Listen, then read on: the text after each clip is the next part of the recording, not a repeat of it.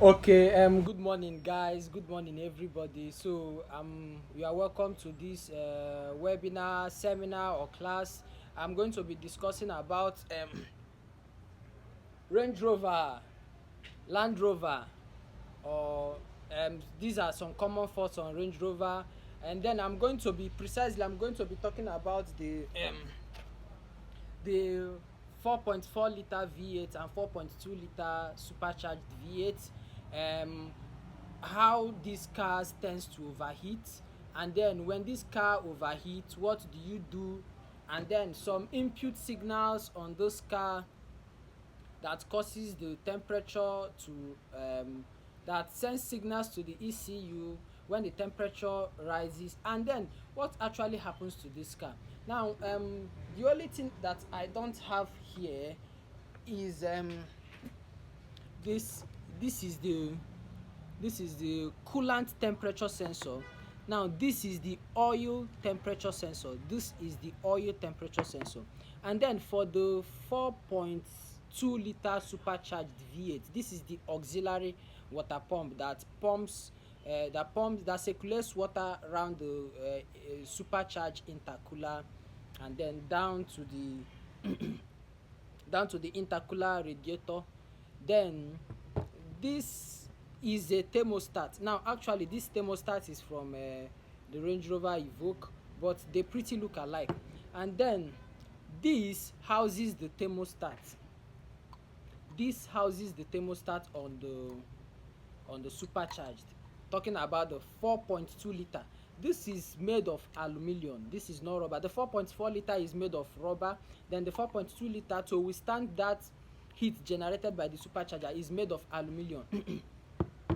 And then this is this you see right here is the mechatronic. This is the valve body. This is the transmission ECU, which is found on the valve body. It is embedded inside the transmission. That's the ZF6HP26. And then this is the, look at here, this is the temperature sensor here, over here. Now let me talk about this fan. Now this is a viscous fan. This is a viscous fan driven by now this fan is mounted on the engine here, and then it mounts here on a shaft. Now this is a left hand trade. If it is a 4.2 supercharged, left hand trade. Now when you are losing it, losing is tightening, and when you are tightening it, tightening is losing on a supercharged 4.2 liter. On a naturally aspirated, which is 4.4 liter, it is a normal losing, normal tightening. Sorry. On a 4.4 liter, sorry, let me go say, on a 4.4 liter naturally aspirated that is not supercharged, for Range Rover, Land Rover LR3, for a 4.4 liter that does not come with supercharge, it is a left hand trade. What do I mean? Losing is tightening and tightening is losing when removing the viscous fan. Then on a supercharged engine is normal tightening, normal tightening, losing, normal losing. On a 4.2 liter supercharged engine is normal tightening and normal losing. Now this is mounted on a thread, and then that thread goes to a roller. That thread goes to a kind of not really a roller. Let's just use the word a roller. I don't have this thing to show you. Then driven by a belt. Now on a 4.2 liter, that the same belt that drives this thing drives the supercharge. Now when this is a viscous fan. Viscous fan means that it has a coupler. This is the coupler here. Now when the engine is turning this fan, it is electrically controlled. When you start up at a cold start, when you start up your vehicle, now the vehicle speeds up.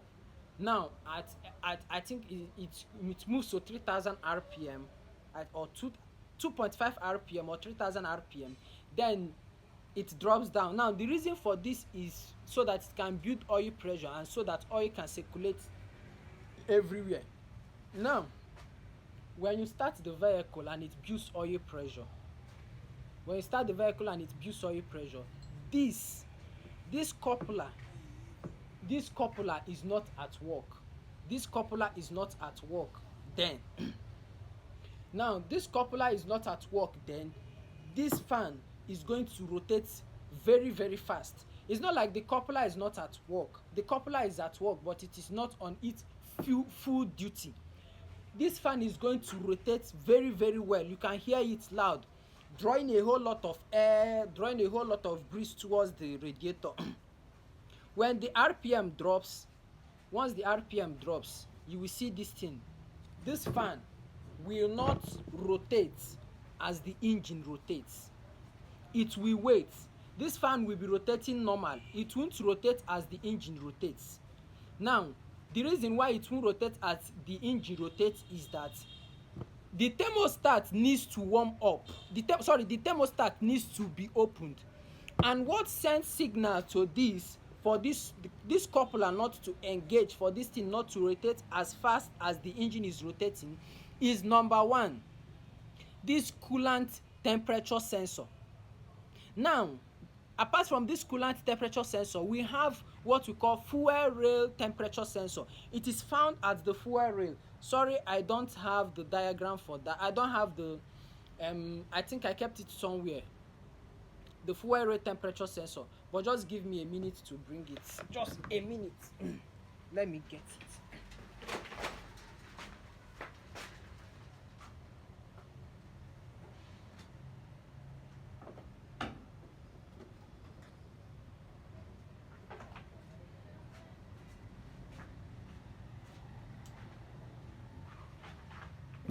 Okay, sorry for the time. Now this is the fuel rail temperature sensor. Now this sensor, it monitors the temperature of the fuel going through this rail. Now here is where the fuel nozzle is being mounted. Fuel nozzle. Now this thing you can see here is the fuel pressure sensor. Now I don't have time to talk about the fuel system on 4.2 liter supercharged or 4.4 liter. I don't have the time for that.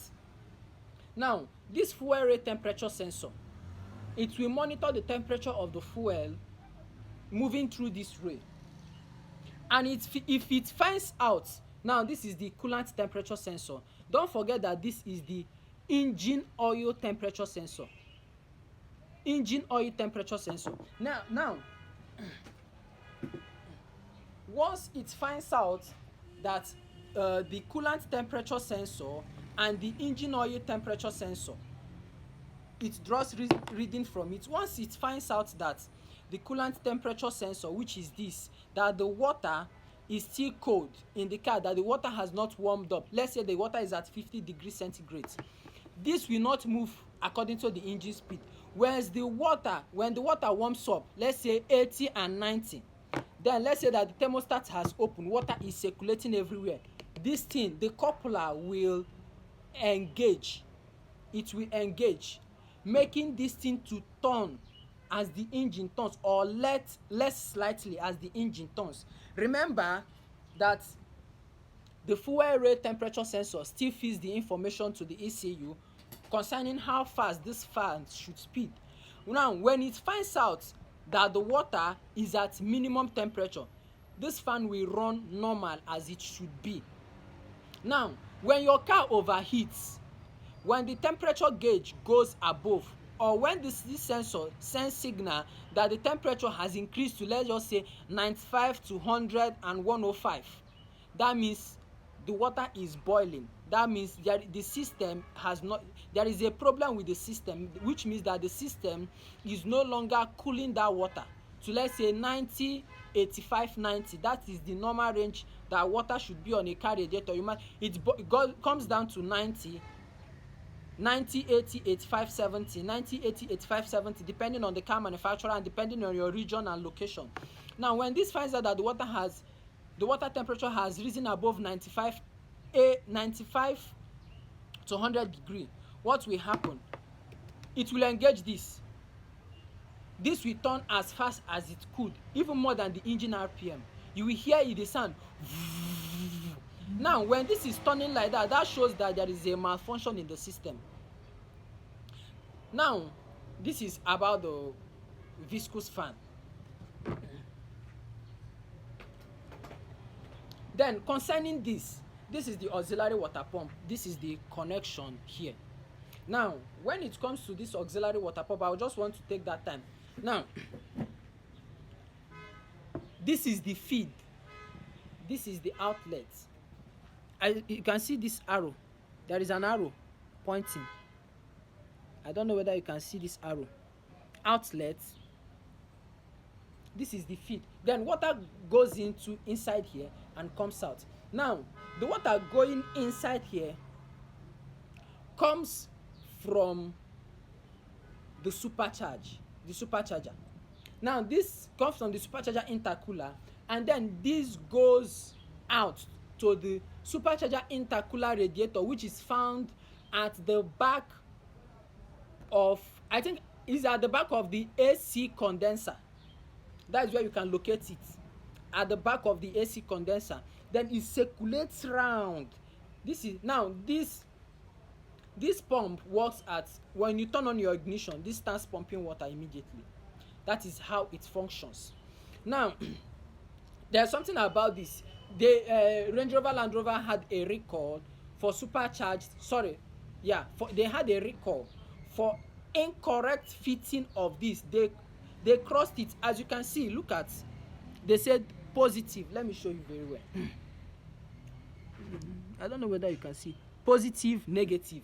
Now on the recall, it was, they crossed the positive terminal, the negative terminal was here, the positive terminal was here. Now it had damage. Now the brain box had to adjust. The brain box had to come into self-limiting parameters or whatever. That is why sometimes you see reduced engine performance in Range Rover, and you find out that this car cannot rev up above 3000 rpm, and definitely turns those cars into limp mode. And you find the person, or maybe the mechanic or engineer, or maybe, I don't know, they can diagnose this car to, I don't care, God knows how long, but this is the problem, because they crossed it. That's just the issue. They crossed it, and it is now hitting on the ECU. Now that is for this.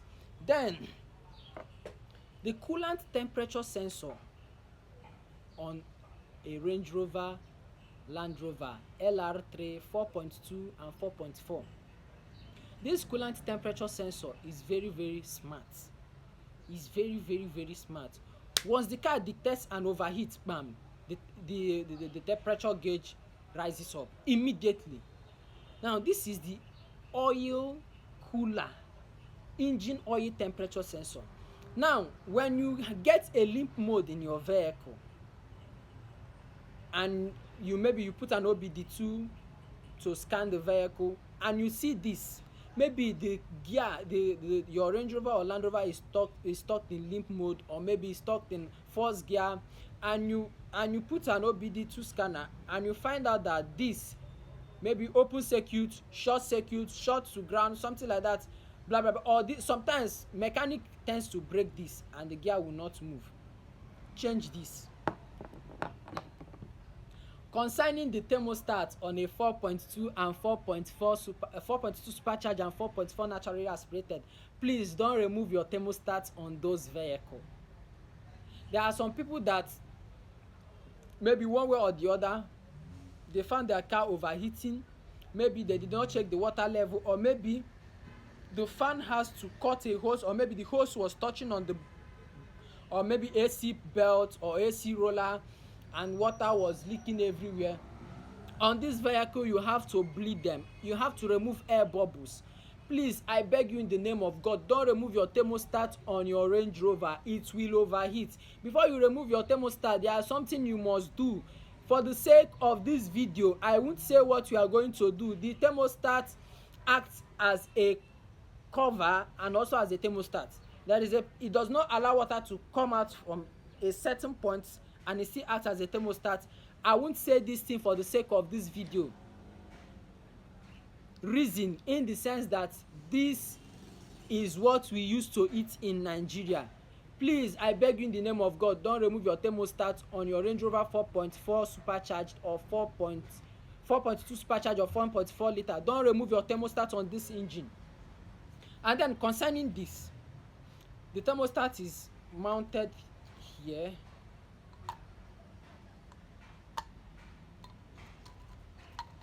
Like this, something like this. Now, this is not the thermostat for this vehicle. This is a thermostat from 214 Range Rover Evoque 4-cylinder turbo. Now, the thermostat is mounted like this. You bolt it and you tight it. Please don't remove your thermostat. Finally, another cause of overheating in these vehicles is if you find out that the fins in this fan has been broken, it can cause an overheat. And then you have to find out the speed of the fan. The speed of the fan, it is another point in this vehicle. So I'm going to be making another video on on Range Rover supercharged. I'm going to be dismantling the supercharged on 4.2 liter, showing you things to look out for, let's